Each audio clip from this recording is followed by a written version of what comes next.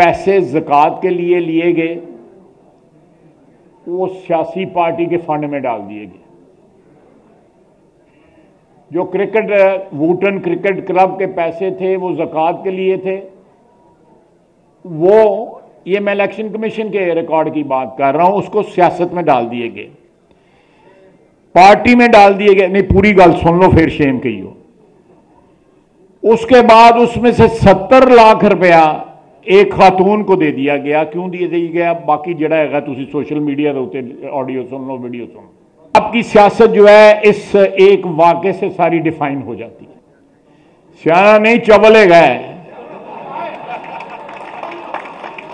सियाने तो बड़े बड़े लोग बैठते हैं, अभी सियाने ही बैठे थे सारे, चबलेगा है।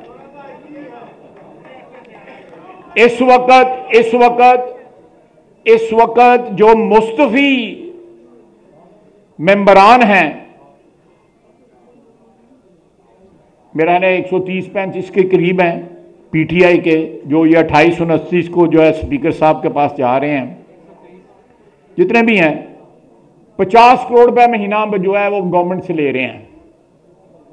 50 करोड़ रुपया महीना गवर्नमेंट से ले रहे हैं।